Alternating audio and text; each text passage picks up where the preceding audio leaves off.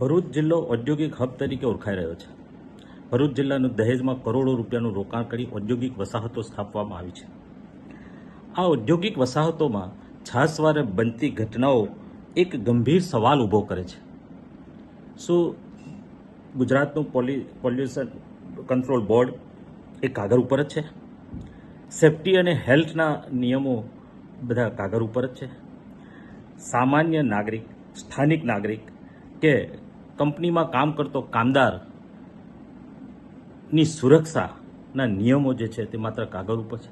ખૂબ દુઃખ સાથે જણાવવું પડે કે રાત્રે 2:30 વાગ્યાની આસપાસમાં દહેજ SEZમાં આવેલ શિવ ફાર્મા લિમિટેડ કંપનીના રિએક્ટરમાં એક ધડાકો થયો ને એમાં વાગરા તાલુકાના પાલડી ગામના જેની ઉંમર માત્ર 35 વર્ષ છે એવા પ્રવીણભાઈ મનસુખભાઈ પરમાર અને ભરૂચ તાલુકાના મનાડ ગામના જેની ઉંમર 30 વર્ષ છે એવા અર્જુનભાઈ પરબતભાઈ પટેલ જીવ ગુમાવ્યો.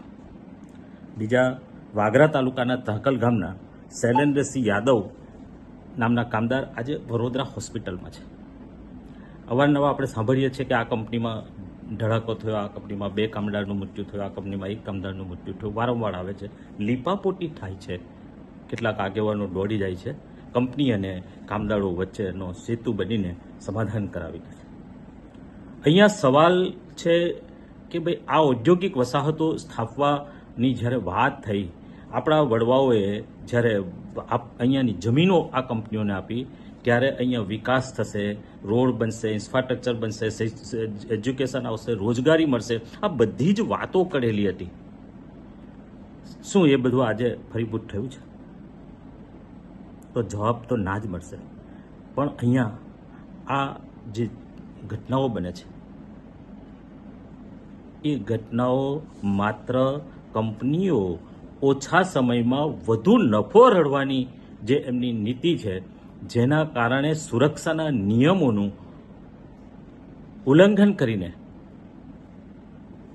કરે છે, જેના કારણે જ આ મૃત્યુની ઘટના બને છે કે આવા ઔદ્યોગિક વસાહતોમાં આવી દુર્ઘટનાઓ બને છે. દોસ્તો, આપણે જાગવું પડશે, સ્થાનિક લોકોએ જાગવું પડશે. કારણ કે સરકાર તો હાથ ઊંચા કરી દીધા છે. સરકારને તો બસ કંપનીઓ ચાલે છે, એમનું મળે છે, આ જ વાત છે સરકારમાં. તો ત્યારે આપણે જાતે હવે જાગવું પડશે. આપણે પ્રથમ પ્રયત્ન એ કરવાનો છે કે આપણા તાલુકાના આ જે કામદાર ભાઈઓને દુઃખદ અવસાન થયું છે એમના માટે આપણે અવાજ ઉઠાવીએ. આપણે બધા એક સાથે થઈને આ કંપનીઓ વિરુદ્ધ અવાજ ઉઠાવીએ. આ લોકોને સારું